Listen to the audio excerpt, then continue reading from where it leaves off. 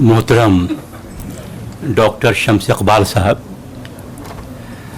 हमारे बड़े भाई मुमताज़ नक़ाद मुहक़्क़िक़ प्रेमचंद शनास प्रोफेसर सग़ीर अफ़राहीम साहब, डॉक्टर मुखर्जी साहब और सायरा साहबा, हमारे सामने बैठे हुए रोज़बख्त अहमद साहब, इरशाद साहब, हफीज़ साहब, जावेद हसन साहब और तमाम हाज़रीन। सबसे पहले मेरा ये अखलाक़ी फ़र्ज़ है कि मैं डॉक्टर शम्स इकबाल साहब का और उर्दू काउंसिल के तमाम अरबाब व हलक़ अरकान का शुक्रिया अदा करूँ।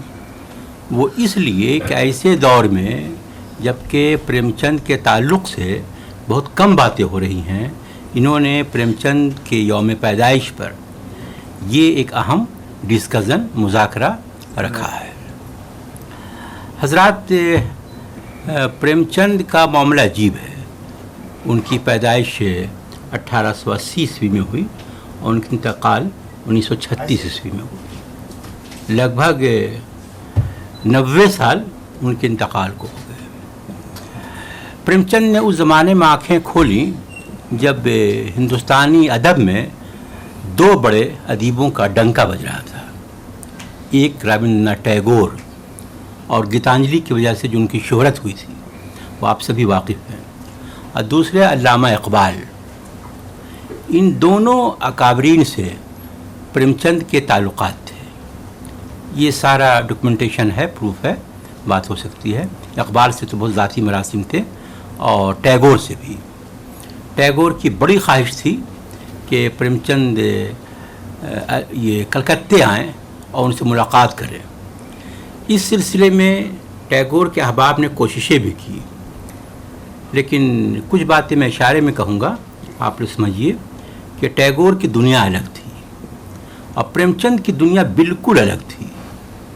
टैगोर का जो ख़ानदान था, टैगोर की अपनी जो नरगिसियत थी, टैगोर का जो अपना अदब था, वो प्रेमचंद के जहन से मैच नहीं करता था।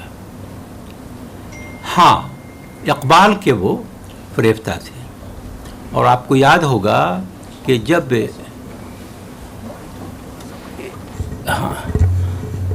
बस ठीक, हाँ, अल्लामा इकबाल के वो फरेफ्ता थे। आपको याद होगा कि जब तरक्की पसंद अदबी तहरीक का खुतबा प्रेमचंद ने दिया तो उसमें से ज़्यादा यानी मुकम्मल अशार इकबाल के उन्होंने इस्तेमाल किए, इकबाल के अशार इस्तेमाल किए।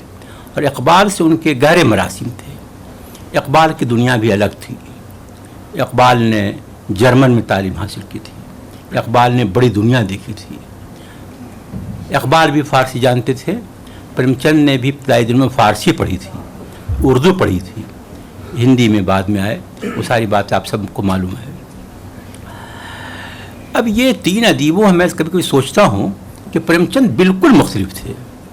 ये तो मिट्टी में एक ऐसा गौहर, एक ऐसा जौहर, एक ऐसा जवाहर पारा था जिसकी जो कद्र मंजिलत हिंदुस्तानी अदब में होनी चाहिए वो शायद कम हुई।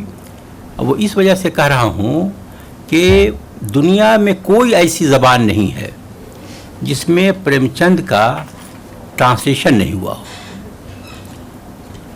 और प्रेमचंद की ज़िंदगी में ही हिंदुस्तान और मुख्तलिफ़ दुनिया की ज़बानों में इनके तराजिम हुए। कई बातें कहने को जी चाहता है, लेकिन जल्दी जल्दी 3-4 बातें कहूँगा। एक तो प्रेमचंद की ज़िंदगी को देखिए आप।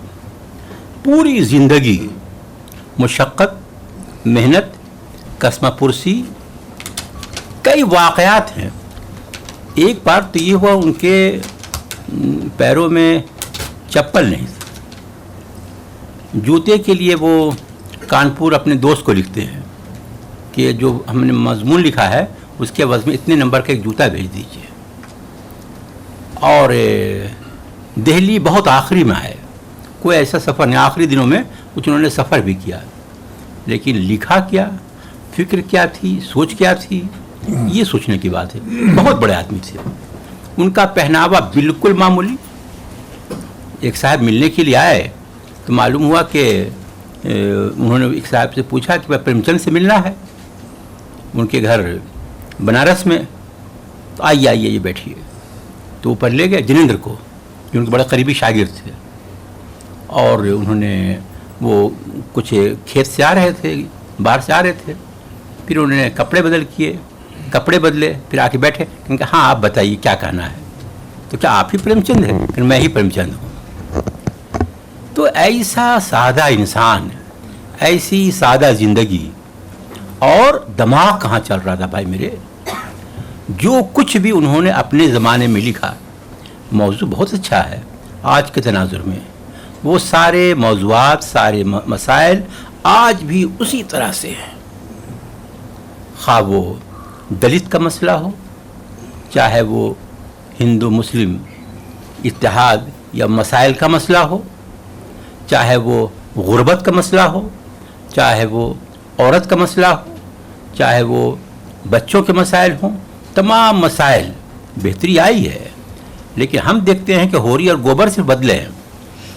میں راستے میں جاوید حسن سے بات کر رہا تھا کہ اس وقت پورے ہندوستان میں سب سے زیادہ جو ملازمین ہیں وہ گیگ ورکرز جس کو ہم لوگ کہتے ہیں، جو کہ دوڑ کے ہمارے یہاں سامان پہنچاتے ہیں، ڈیلیوری بوائے جس کو کہتے ہیں. 10,000 12,000 15,000 یہ بہت بڑی تعداد ہے. یہ کیب چلانے والے، یہ جو آن لائن جو ڈیلیوری بوائے ہیں، دوڑ کے ہمارے پاس پیزا لاتے ہیں، بریانی لاتے ہیں، لیکن ان کے اپنے بچوں کو توفیق نہیں ہوتی ہے کہ اپنے بچوں کو کبھی پیزا بریانی کھلائیں. عجیب غریب معاملہ ہے. اور اگر وہ کھلانا چاہیں، اگر کچھ انہوں نے کیا تو بڑے مسائل ہیں. تو وہ ہوری بھی کس طرح سے گائے کے لیے ایک پریشان ہوتا ہے، ترستا ہے. گوبر بھی کس طرح سے شہر کو چلا جاتا ہے. ایک کردار کو دیکھیے. میں سبھی ناول چوگان ہستی اور بیوہ وغیرہ کا ذکر نہیں کروں. ہاں ایک بات بیچ میں کہہ دوں زندگی کے بارے میں.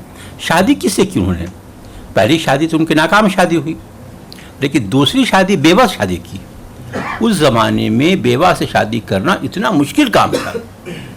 اور میں بتاؤں آپ سے کہ ایک بڑے علاقے میں، اس میں ایسٹرن یو پی بھی ہے، بہار بھی ہے، بنگال بھی ہے، اس میں عام طور پر بیواؤں کی شادیاں نہیں ہوتی ہیں.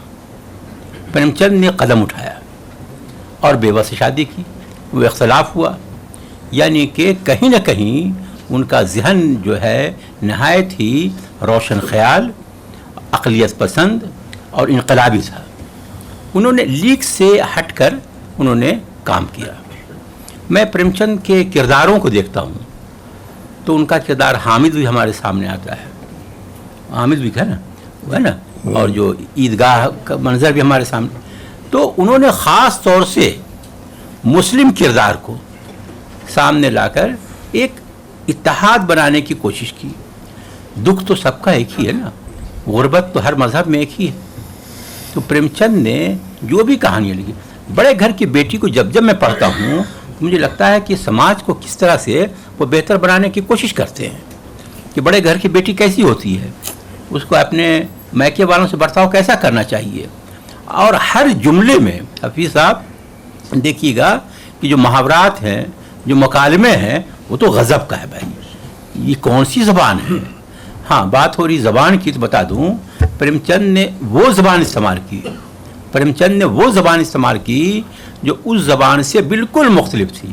آپ کو معلوم ہے رجب علی بیگ سرور اور لکھنؤ کی زبان تھی، مرصع، مسجع، مقفع، آداب، القاب کے ساتھ، اور بالکل سادہ لیکن دل نشیں کہ جو پڑھنے والے اس کو لگا کہ ہندوستانی زبان یہی ہے. تو یہ جو آدمی ہے اور اتنا معمولی گاؤں میں رہنے والا آدمی اور اتنی بڑی بڑی باتیں کر رہا ہے کہ جس کے قائل جو ہیں ٹیگور بھی ہیں، اقبال بھی ہیں، حسرت موہانی بھی ہیں، اس زمانے میں تمام ادیب ہیں. عمر کتنی پائی؟ صرف 56 سال. خون تھوکتے ہوئے مرے. حکیم صاحب علاج کرتے رہے. حکیم صاحب کو بہت دعائیں دیتے ہیں وہ، کہ حکیم صاحب نے ان کی گندگی صاف کی اور ان کے بڑے اچھے دوست تھے اور کس طرح سے ان کی خدمت کی. تو یہ جو ہے پریم چند کی پوری زندگی جو ہے عملی زندگی ہے. وہ ان فنکاروں میں نہیں تھے جو صرف اپنی ذات کو بڑا کرنے کی کوشش کرتے ہیں. انہیں اپنی ذات سے مطلب نہیں تھا.